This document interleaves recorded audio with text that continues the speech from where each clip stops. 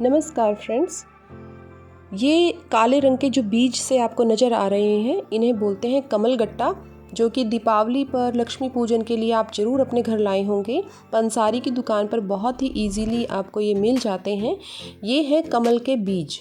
इन्हीं से हम पौधे उगाएंगे, कमल के पौधे जो हम घर में आसानी से उगा सकते हैं। इसके लिए आपको चाहिए सैंड पेपर, या आपके पास एक स्टैंडर्ड मेटल फॉइल है तो आप उसका इस्तेमाल कर सकते हैं, या फिर आप ये रेगमार या सैंड पेपर का इस्तेमाल कर सकते हैं। मैंने 3 तरह के सैंड पेपर मंगवाए थे, जिनमें कि जो सॉफ्ट वाले थे वो सक्सेसफुल नहीं रहे। ये जो है ये बहुत हार्ड है और मैंने इसी का यूज़ किया है, क्योंकि जो कमल का खोल होता है, ऊपर का जो कोर होता है इसका, वो बहुत ही हार्ड होता है और बहुत इजीली आप उसे खरोंच नहीं सकते। तो इसके लिए आप इसका इस्तेमाल कर सकते हैं। बीज में 2 सिरे होते हैं, एक तरफ से नोक निकली होती है, नुकीला सिरा होता है, और दूसरी तरफ से दबा हुआ हिस्सा होता है। तो सीड के दबे हुए पार्ट को आप सैंड पेपर पर खरोंचें, जिससे क्रीम कलर का कोर दिखाई देने लगेगा। कोर के किसी भी हिस्से को ना छीलें, नहीं तो जो लोटस है वो ग्रो नहीं करेंगे। केवल आउटर केस की ही फॉइलिंग करनी है और उसके बाद उसे पानी में डालना है, ताकि हम इसकी फॉइलिंग इसलिए करते हैं ताकि पानी इसके अंदर जा सके, क्योंकि यहीं से नया शूट जो है, नया जो इसका स्प्राउट है वो निकलता है। तो इसको जो खरोंचना है वो बहुत आसानी से हो जाता है अगर आपके पास अच्छा मटेरियल है, जैसे कि मैंने सैंड पेपर का यूज़ किया है। आप इसके लिए किसी भी हार्ड सरफेस का यूज़ कर सकते हैं, आप कंक्रीट पर भी इसको रगड़ सकते हैं, लेकिन ये आप इस बात का ध्यान रखिए कि ये ख़राब ना हो। सिर्फ जो आपको क्रीम लेयर है, जो इसका अंदर का थोड़ा सा जो वाइट वाला पोर्शन है वो दिखाई दे, तो बस आप रख दीजिए इसको, और इससे ज़्यादा इसको नहीं रगड़ना। फिर मेरे पास तो काफ़ी सारे बीज थे और मैंने काफ़ी को इस पर किया, लेकिन मैंने कुछ को ही ग्रो किया है अभी के लिए। और आप इसको आसानी से देखिए, रगड़ दीजिए और रगड़ कर ये हो जाता है।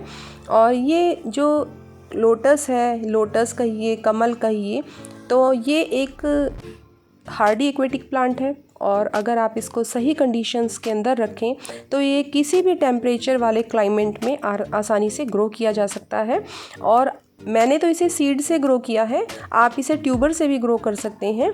जो इसके राइज़ोम हैं वो नर्सरीज़ पर भी मिलते हैं, लेकिन अगर आप खुद से ही इसको ग्रो करना चाहते हैं तो आप इस तरह से कमल गट्टा ले लीजिए। इसे कमल गट्टा बोलते हैं और इन्हीं से मखाने बनते हैं। तो ये इसके बाद पानी में डाल दीजिए। आप देखेंगे 24 घंटे बाद ही कि पानी का में जो डाले थे आपने ये बीज, ये फूल कर डबल हो गए हैं। जब पानी इस रंग का हो जाए तो आप उसे चेंज कर दीजिए, क्योंकि इसका पानी बहुत जल्दी ही रंग बदलता हुआ दिखाई देता है। और 2 दिन के बाद आप देखेंगे कि आपको कुछ हरा स्प्राउट सा इसमें नज़र आता है। जब आप इसको पानी में डालते हैं तो इसके जो बीज ऊपर तैरने लगते हैं कुछ देर के बाद, तो वो इनफर्टाइल होते हैं, इन्हें आप हटा दीजिए, नहीं तो वो पानी के ऊपर झाग से बनाकर बादल से बना देते हैं और इससे वो दूसरे बीजों को भी नुकसान करते हैं। तो धीरे धीरे करके आप डेली देखेंगे कि आपके जो बीज हैं वो अंकुरित हो रहे हैं। जब आप इनको अंकुरित होने पर देखते हैं तो आप इनको किसी ट्रांसपेरेंट, किसी इस तरह की बकेट में या किसी डब्बे में रखिए, ताकि आप इनकी ग्रोथ को देख सकें। और जब भी आप इसका पानी बदलें, क्योंकि शुरू में जो स्प्राउट्स हैं ये वो निकलने शुरू होते हैं, तो आप जब देखते हैं कि पानी बहुत गंदा हो गया है तो आपको 3 घंटे बाद, 4 घंटे बाद ही पानी चेंज करना होता है।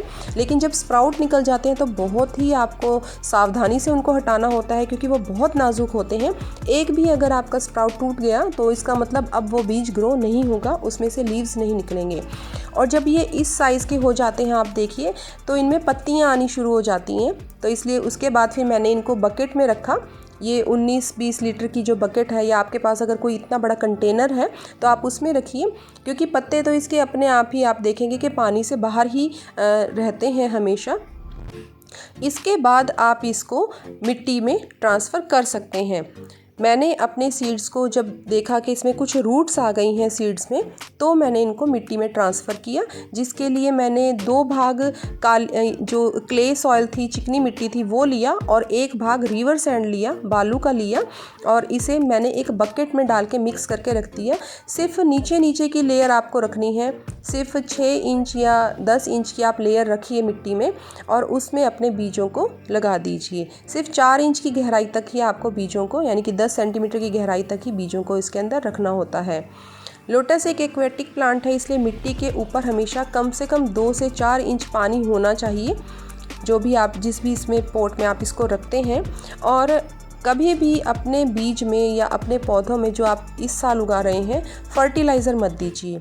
ये देखिए, जब इतनी ज़्यादा इसकी रूट्स आ गई थी और लीव्स भी बहुत अच्छे हो गए थे, तब मैंने इसको दूसरे बड़े कंटेनर में शिफ्ट किया था। लेकिन मैंने कुछ दिनों के बाद इसमें NPK 19-19-19 दिया, जैसे कि फ़र्टिलाइज़र के बारे में कहा जाता है कि फ़र्टिलाइज़र देना चाहिए। उसकी पोटली बना के, 1 या 2 चम्मच की पोटली बना के और धागे से बांध के उसको मिट्टी में थोड़ा सा रख देना चाहिए। लेकिन ऐसा इसके पहले साल में नहीं करना चाहिए। पहले साल में इसको इतनी ज़्यादा ज़रूरत नहीं होती फर्टिलाइज़र की। अगर आपके पौधे 1 साल से ज़्यादा के हैं, तब आप उनमें ये कर सकते हैं। ये तेज़ धूप में पनपने वाला पौधा होता है, इसे हर दिन कम से कम 5 से 6 घंटे की सनलाइट ज़रूरी है। तो इसलिए आप अपने सीड्स को ग्रो करने के लिए धूप में रखिए अपने कंटेनर को। चाहें तो आप अपने घर की छत पर भी इसको रख सकते हैं। और ये जो कमल का फूल है या कमल का पौधा है, हमेशा कीचड़ में ही ग्रो होता है। तो हमेशा इसके जो, अगर आप फूल पाना चाहते हैं और आप सोचें कि इसको सिर्फ पानी में रखें, तो बिना मड के, बिना कीचड़ के ये ग्रो नहीं हो सकता अच्छे से। अगर आपको फूल चाहिए तो आपको इसे मिट्टी वाले किसी कंटेनर में ही रखना होता है। तो ये कुछ इन्फॉर्मेशन है कमल के पौधे के बारे में। अगर आपको ये जानकारी अच्छी लगी हो तो प्लीज़ वीडियो को लाइक कीजिए, शेयर कीजिए और बेल आइकन को ज़रूर दबा दीजिए। Thank you so much.